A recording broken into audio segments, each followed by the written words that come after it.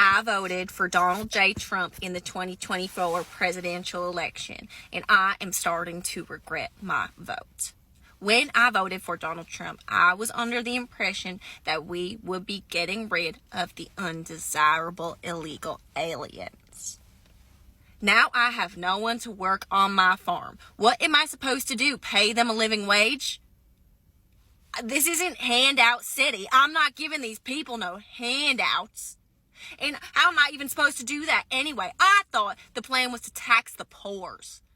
Okay? I thought we were going to tax the poors. I make $25,000 a year. I'm not one of them. I'm not one of them poors. But why did my taxes raise? I thought us good folks were supposed to be getting tax cuts. That was what I thought. Plus, I'm white. Why did my taxes raise, and why do I have no one to work my farm? I do not understand this, and I know that this was not what Donald Trump meant to happen.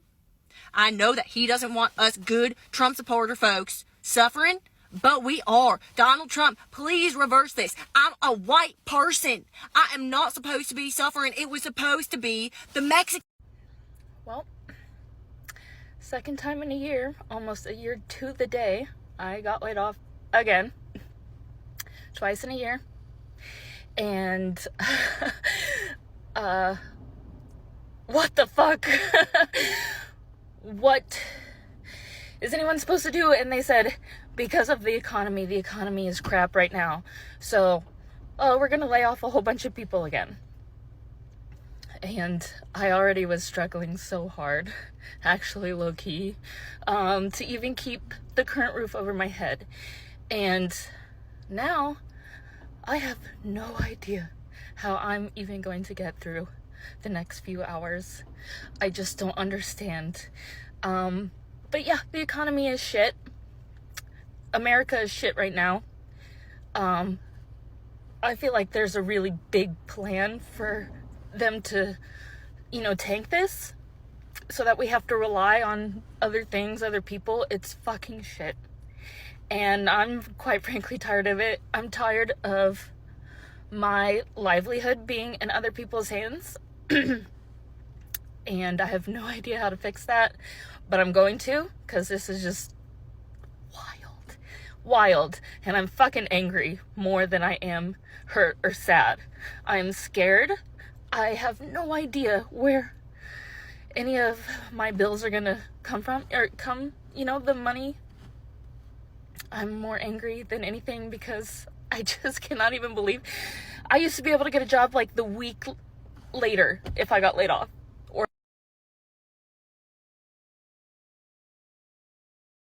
So I have no idea what's gonna happen, and I was really hoping at one point I would make money on TikTok, and I still only have 1,500 followers or whatever. So if you could just blow this up and let's get 10,000 followers plus whatever, because I might be homeless in a week or two if I can't figure it out.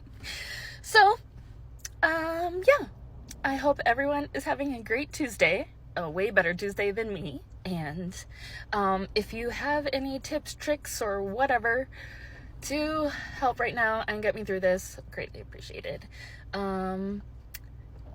Yeah. I've had enough. Yeah, I've had enough of this horse shit. I don't give a shit what kind of law you make. I ain't going to follow it. I ain't paying my taxes this year. I just don't even care. I'm not going to be ruled by tyrants. I'm done. No taxes. I'm not following your goddamn laws that you make that are arbitrary and unconstitutional. I just ain't doing it. I've had fucking enough of your bullshit. Washington State, Oregon, California, kiss my ass. I ain't following no more laws. No more new laws that don't make no sense.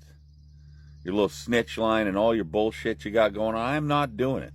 I'm not funding your scams and your NGOs and your fucking bullshit. Your wars, your thieving. Yeah, thieving. You loudmouth politicians that don't give a fuck about the common person. I'm done. I've had enough. I am no longer going to participate in your horse shit. And I don't give a fuck what you try to take from me. I come into this world with nothing. I'll go out with nothing. I don't give a fuck. fuck you and fuck off. And on top of that, you best leave me the fuck alone, because you won't like the results if you come out here and try to stomp on my neck. It won't end well. I'm old, and I'm mean as fuck. Leave me alone. Hello guys, welcome back to the channel. I'm hoping that you're doing super great from wherever you're watching me from. As you know, I'm your host and presenter, Geopolitics. And here today, there's a predicament happening. I'm seeing a lot of people complaining about all these things that are happening. Summing them up, we have trade wars that are currently happening between China, Russia, the United States. We also have tariffs that is really affecting American business. It's really affecting the food supply. It's really affecting farming in the United States. It's really affecting truck drivers. And you've seen all these people coming out. Now, the people that you've seen really talk much about this is white folks. Of course, I know black people are also affected, but these are reasons why specifically this video I created to address the issue of white people complaining about all this. You see, the problem is not even you complaining. The problem is the decision that you decided to make. Today, I'm seeing everyone complaining about the shelves being empty. Americans, white Americans specifically, being disillusioned about the future.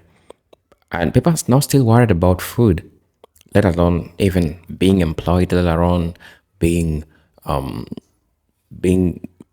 rendered jobless. People are really worried about the foods in the shelf because very soon there ain't no food that is going to be there for anybody. What implication does this have to the country? It really has a negative implication. It means that production will be down. It means that we won't be having people who will be working because you can't work without food. People are stocking food for themselves. And I think this is something that some people already knew. People are stocking a lot of food. That's why you're seeing all these things happen. There are no supplies. There are no new supplies, which means that in the next coming 1 month, 2 months, I'm not fear-mongering, but this is what the stats are saying. This is what is going to happen. But how did America get here? How did the United States get here? That's the biggest question. It is from the choice, or is it from the decisions that the people, white folks of the United States, who majority went out and voted for Mr. Donald Trump, that was the cause. It doesn't just end at that. There is a deflection. I'll call it the white deflection. Right now, when people are trying to point fingers and try to say this is the problem, I'll say the word some. Of course, we have some white folks that have agreed that they are part of the problem by the decisions that they make. But now I'm talking about this group of white folks that are going out there and trying to deflect from the truth by saying that, it is not Trump, it is the administration. Well, that might be true. He has allowed the administration to act because he has the sovereign power to stop, since he is going to benefit, since he's a member of the oligarch. What do you expect? That's what's supposed to happen. Now, I want to switch these videos. I'm really not happy sharing with you these videos because at the end of the day, these are all American citizens, the United States citizen. But at the end of the day, we need to have serious discussions about this. White America really is in panic mode.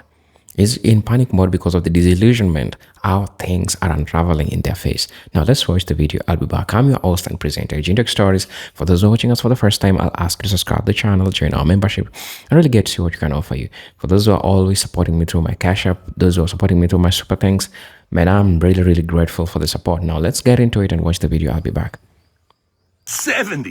70 countries are now going, wait a minute, Mr. President, can we talk? Hey, wait, we want to do a deal. We want to negotiate. You see, when you stand firm, when you tell folks you ain't going to take advantage of us no more, it's amazing the things that happen.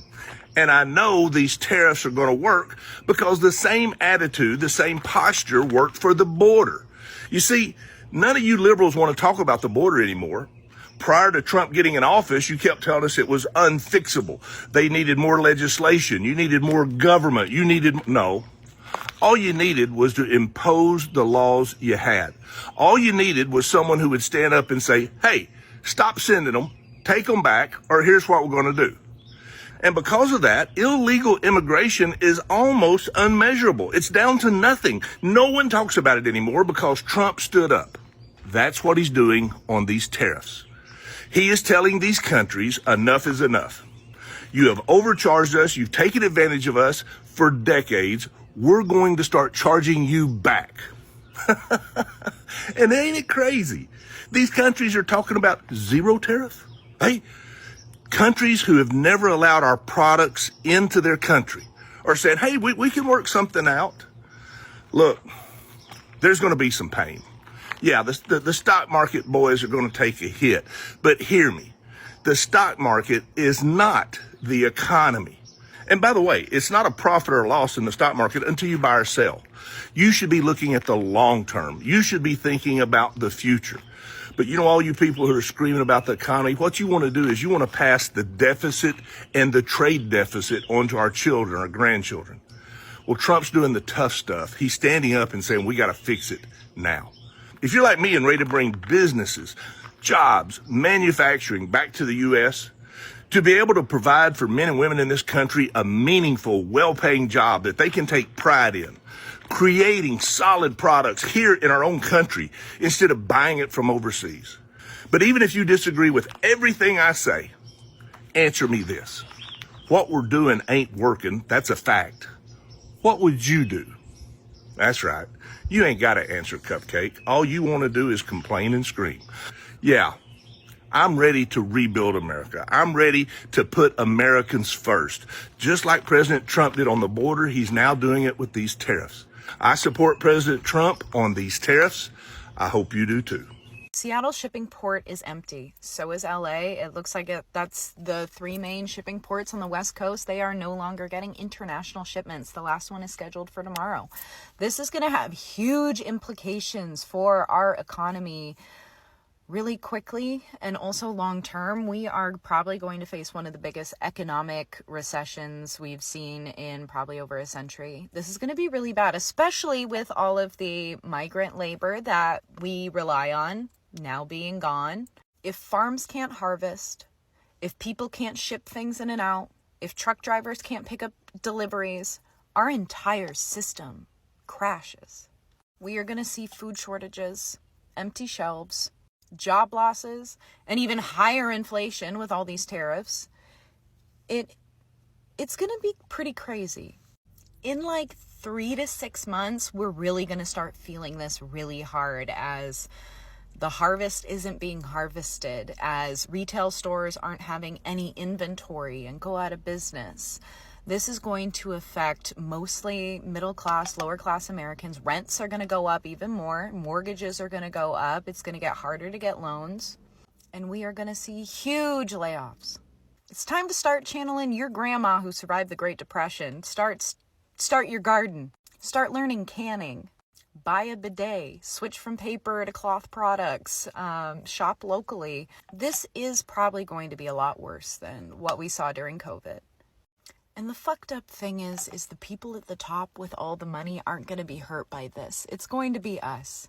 And while everything is skyrocketing in price and while everything is crumbling apart, they're going to snatch up all these stocks as they plummet so they can buy super low and get even more money in the future. They are manufacturing an economic crisis that will hurt middle class and lower class Americans the hardest while they boost their fortunes. There is so much manufacturing of an economic crisis. This is all avoidable. But yet, here we are. My biggest fear is that people won't wake up. My biggest fear is that people won't ever wake up.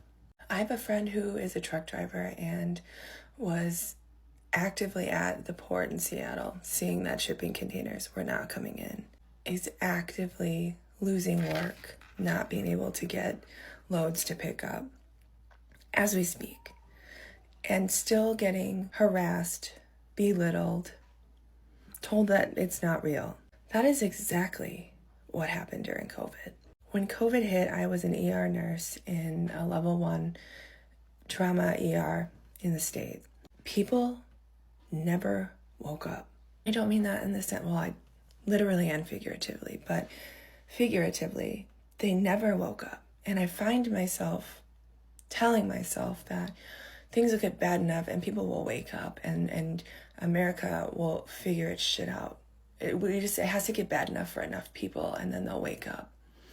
And I just put 2 and 2 together today. I don't know that that will happen because these same people are the people who blue lips, gasping breaths, watching family members pass away and suffocate, being told that they can't get ventilators, losing their newborn child, losing their parents, their spouse, brothers and sisters, watching their own oxygen decrease, realizing that they're very sick, would use their last dying breath to yell at us and tell us that it was fake.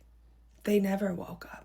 There were people who spent months in the ICU with their spouse or their loved one and still refused to get the vaccine, refused to believe that COVID was real.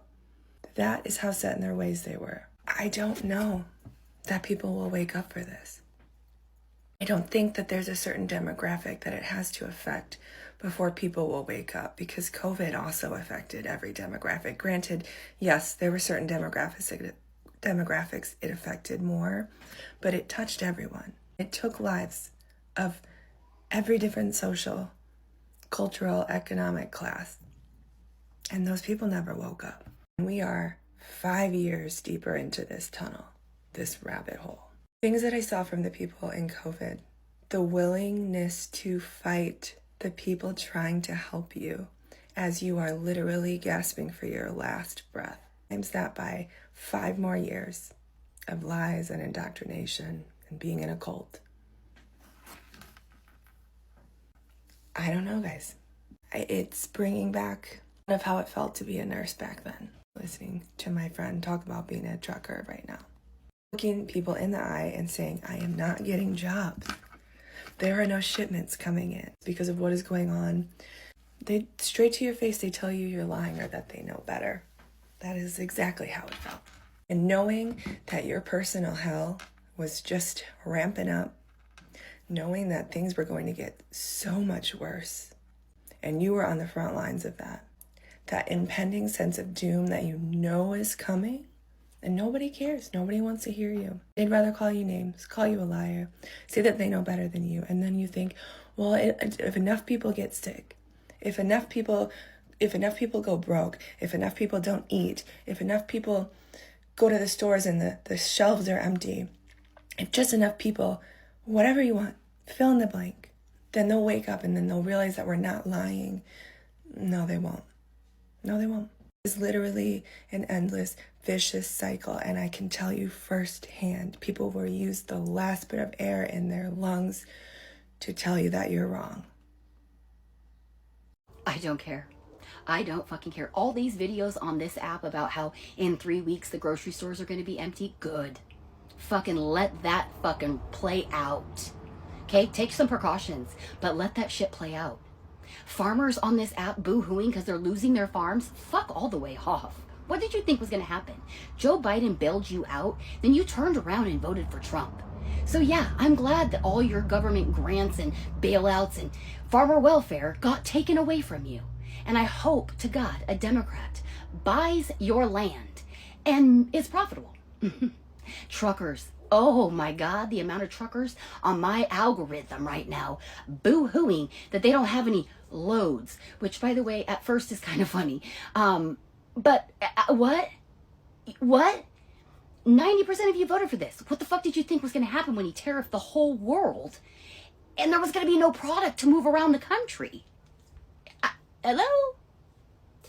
Oh my God. Oh my God. I mean, don't get me wrong. I'm scared to death of the fucking shitstorm that we are all about to fucking walk through. And the longevity of those empty shelves fucking keeps me up at night.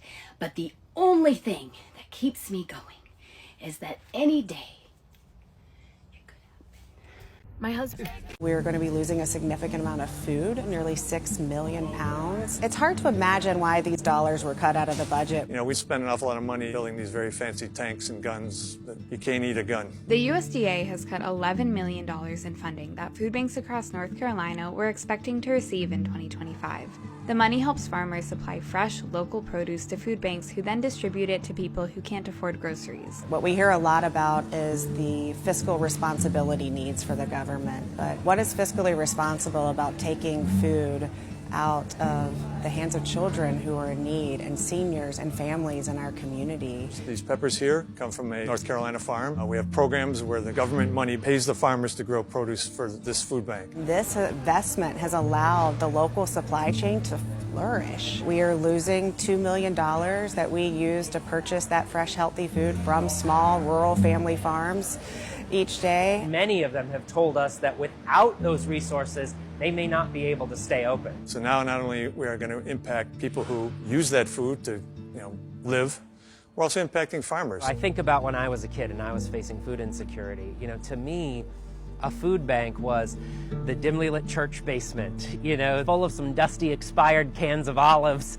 and that's sort of like what you got, right? That's not what food banking is today. The vast majority of the food that we distribute, over 50%, is fresh produce, fresh dairy, eggs, protein, coming in bins like these directly from local farms. Nearly 1.5 million North Carolinians don't have enough to eat, and food banks like the Food Bank of Central and Eastern North Carolina have been a lifeline. Now, as part of a $1 billion cut to local food purchasing assistance for food banks and schools across the United States, this aid is under threat. There's 1 in 5 children who are facing hunger in our service area. Think about the child going to school alongside my child. Will they be able to learn and thrive? And it's not just about the food today, but the impact of the lack of this food today and 5 years and 10 years and 20 years down the road, it's going to be systemic.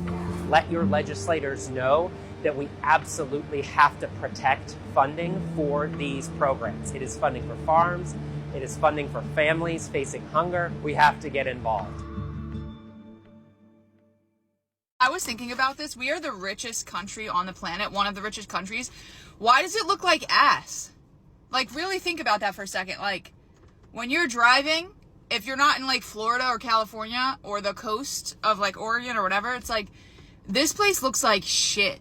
And we have so much money. Like, I'm thinking of, like, Europe and Japan and all the architecture, like, across the world and how beautiful it looks. Why don't we have, like, rose gold fucking buildings and, like, why does the Kmart's and, like, all of the stores look like shit? Like, I don't know. I'm just thinking in my head, I'm closing my eyes and I can imagine, like, what a country, like, look at China.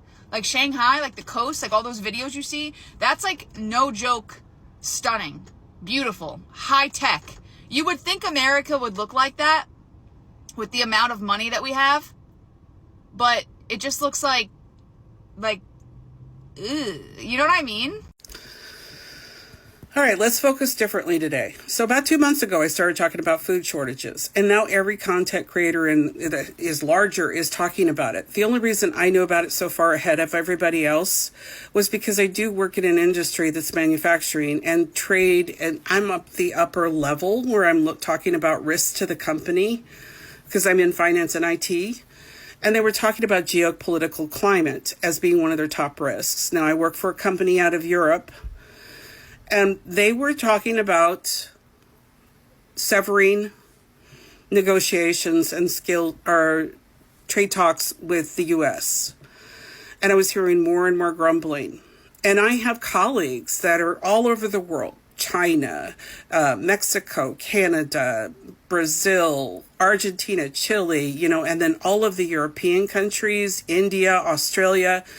And a lot of them were saying that their local news were telling them that they were going to stop negotiating and doing trade with the U.S.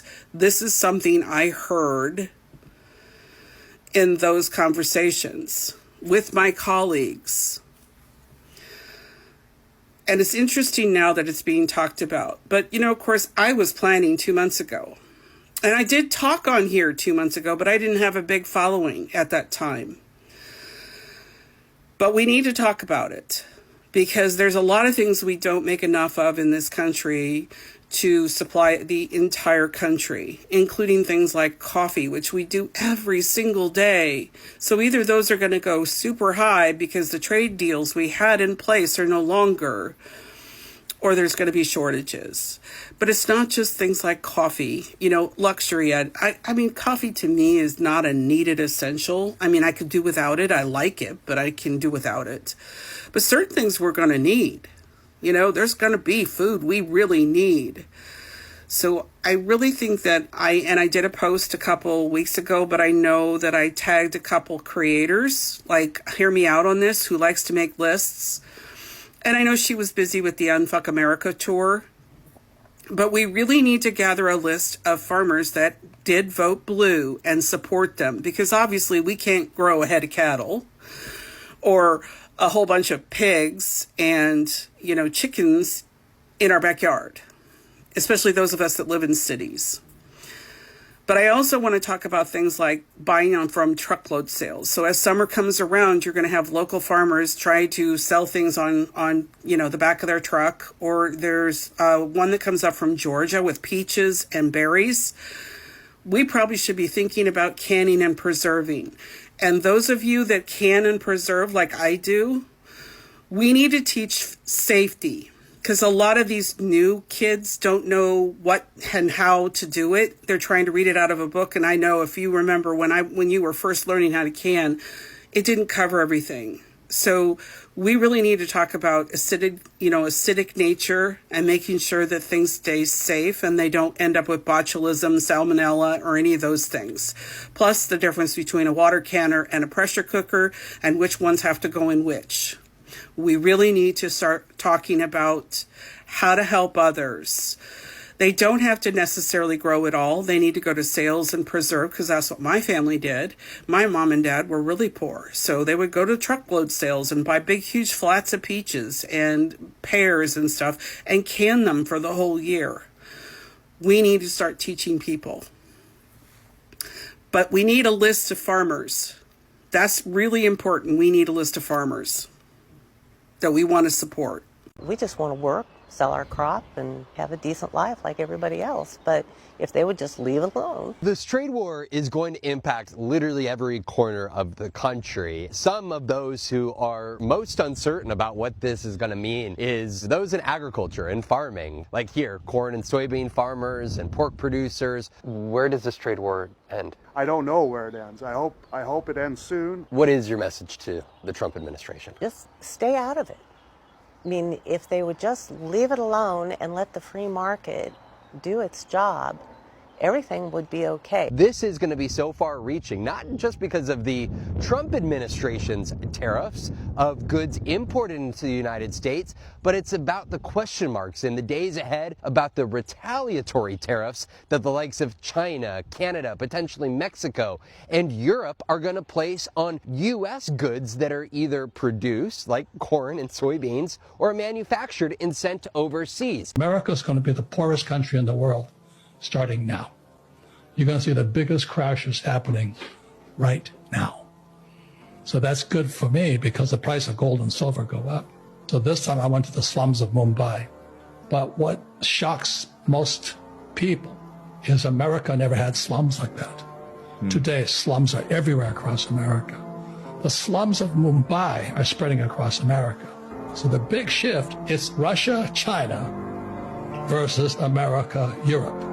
The Chinese are threatening to shift the yuan to gold. And if they do that, US dollar collapses. If that happens, America goes. So that's why I've been saying it's commodities, silver and gold. So when the dollar crashes, I get richer. Some people aren't going to like to hear this, but that farmer guy in Missouri, Skylar Holden or whatever, who lost his farm, voted for Trump, and now he is maybe not regretting his vote, but he's having conversations, he's digging into things, he's doing his research, he's finding primary sources, he's asking how to educate himself, he's engaging with comments about, other political things like racism and expressing interest in learning.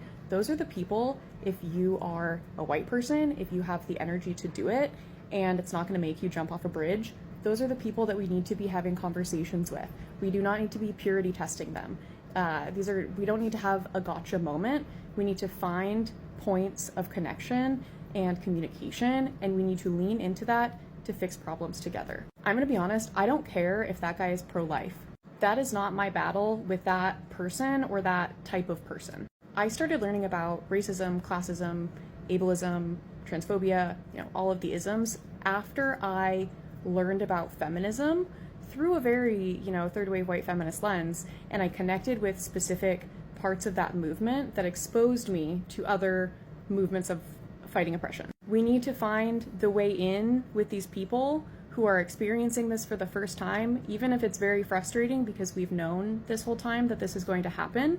We need to find those points of connection, and we can work on the other things later. Again, I'm specifically asking white people to do this work, especially if you have intersecting layers of privilege. Like, I'm cisgender, I appear to be straight, and so they will take me, people like that will take me a lot more seriously than they would take, a more visibly queer person when they're having those conversations. So if you have the privilege, you need to be putting yourself, in the front, just like we do at protests, to be having these conversations, even if they're incredibly frustrating and difficult to have sometimes, because that's the only way we're going to get out of this giant fucking shit show. Oh, I'm a soybean farmer that voted for Trump, and I'm begging him to stop this trade war. Oh, look at you. You're so different. You're so strong. You're so brave. See, you're like a 10th generation soybean farmer, and apparently the president of, the American Soybean Farmers Association. You know that last time he was in office, soybean farmers lost $20 billion because of his tariffs. And our tax money had to bail you out.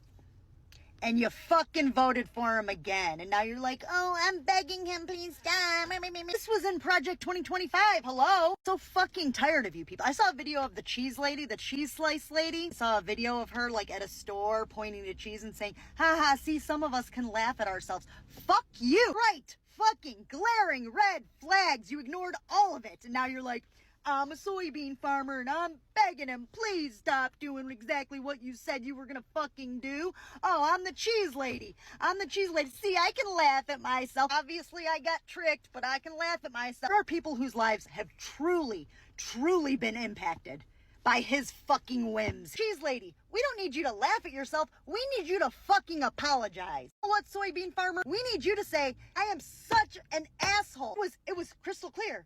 He said, I'm going to do this to you. Now I'm like, fucking apologize to the whole country. Hello guys, welcome back to the channel. Really, there's a lot of things that are happening out there, and I think majority of them is a self-inflicted problem. It is a problem that some of these folks have caused for themselves, but at the end of the day, we are all human beings. But there is a lesson that needs to be learned. You've seen some people come out regretting for the decisions that they made. And definitely it's okay regretting, because every action that you do comes with consequences. And white people made their choice. White people made their mind. And they signed up for all this. I'm seeing so much disillusionment. I'm seeing so much regret. I'm seeing so much rage. I'm seeing so much bitterness in the face of white people today. And some are really sorry, some are regretting, and the feeling of losing all that you had before is really getting out of hand. And you're seeing all these rants, you're seeing it started with farmers. And I want you to think about this thing. You remember when the results were out, look at the way all these people are laughing at black people, and some few white folks who voted for Kamala Harris, all voted for the other people. That is not Mr. Donald Trump. There was so much rant, people are laughing, but did they really know that tables will turn and things start going differently? Did they really know? I don't think they were ready for this. And now what is happening today in their face is something that history will never forget. These are the footpaths of a declining empire. The country is focused so much on things that are happening outside the country, while the citizens who pay taxes with their last breath, Americans are going to pay taxes with their last breath until their last breath. But this is the decision that they made. But again, the biggest question, how can they salvage themselves from this? Because they're regretting the too much taxes that they are paying. in these services that is not even helping the United States citizens. It's the biggest question. How did they get there? And how can they how can they get out of this mess that they brought to themselves? People are now complaining that we are paying too much taxes. It's not helping us. The houses are damn expensive. While other people are trying to find solution. Remember, the oligarchs are really masters of the game. For example, let's talk about Amazon. Amazon today is selling people house. I don't know how they call them. You order for an house and then they deliver a package of house. The container house, it's a modern container house that they sell you. Now, this is what happens. And they play this game so well. Remember, when the same people who own all these factors of production, let's say real estate, they have the houses, they have all these things that they run. The houses are damn expensive. Now, they're selling you an illusion. They're selling you a product that, as a result of that, you'll have to buy this. Now, people are buying these houses with the mindset that this is cheaper, right? But it's a scheme of still making the money. The same damn people that is making those houses to be expensive for you. I'll use this as an example to make you understand this concept. A people goes to an estate and sees these people have water, but we need to sell them our water. Now, what can we do? Let's go and cut their pipes. They go cut the pipes, and then they sell you the water. That's how these oligarchy companies work. Before you realize it, you realize that this is all a scheme. This is just all a scheme to get you use your money. But there is a time in history, that is the year 2024, somewhere around, was it November? When you had the power to make the right decision, but you didn't bother to do that. You didn't bother to do that because you thought that your living standards gonna get better. You believe that your life's gonna change. You believe that that job that you don't deserve, you're gonna be getting it, right? But things turn differently. It's never the same. And even the one that you deserve right now, you don't have it. It's already gone. That being said, do you regret the decision that you made? Yes.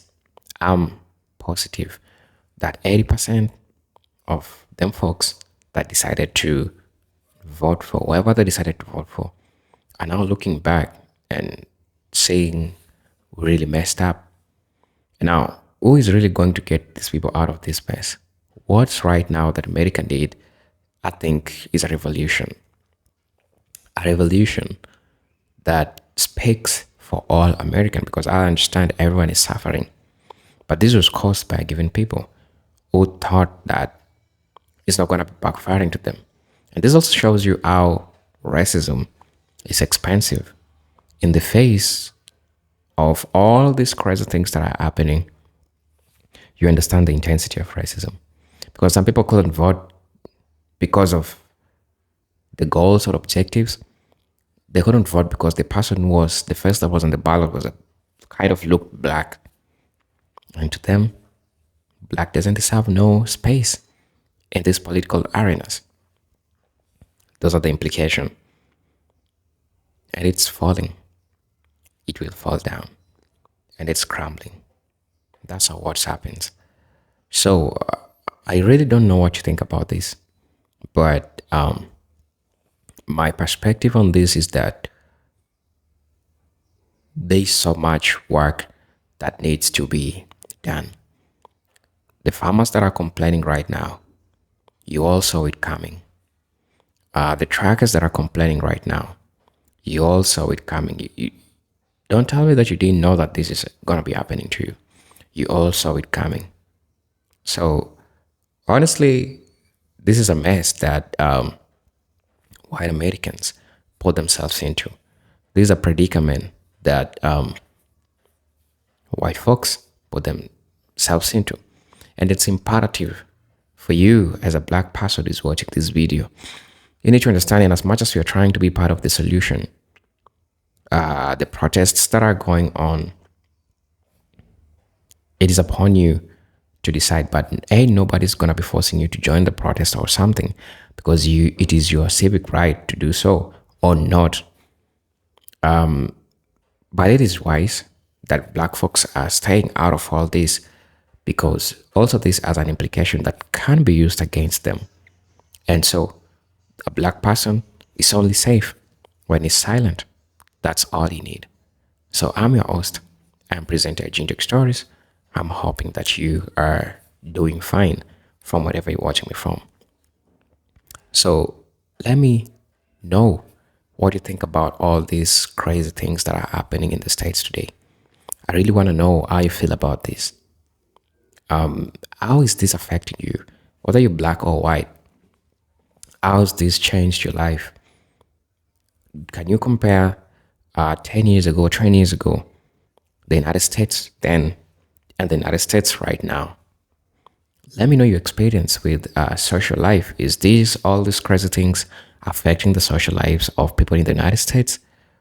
How is this shaping your political perspective about all this? I mean, I'm really curious about all this. And let me know if you think in the next coming 2 years, do you see yourself still inside the United States, or what plans are you having? Are you planning to living, or are you planning to fight for your country as a citizen or a person who calls themselves a patriotic to your country? Now, let me see you in my next video. As usually, I'm your host and presenter, Geopolitics Stories. If you're watching us for the first time, definitely, and you've reached at this point, I'll ask you to subscribe to the channel, join the membership, and really get to see what we can offer you. But until then, I'm hoping to see you in my next video. Keep watching, keep supporting. I'm your host and presenter, Geopolitics Stories. But until then, peace, love, and harmony. Salute. See ya.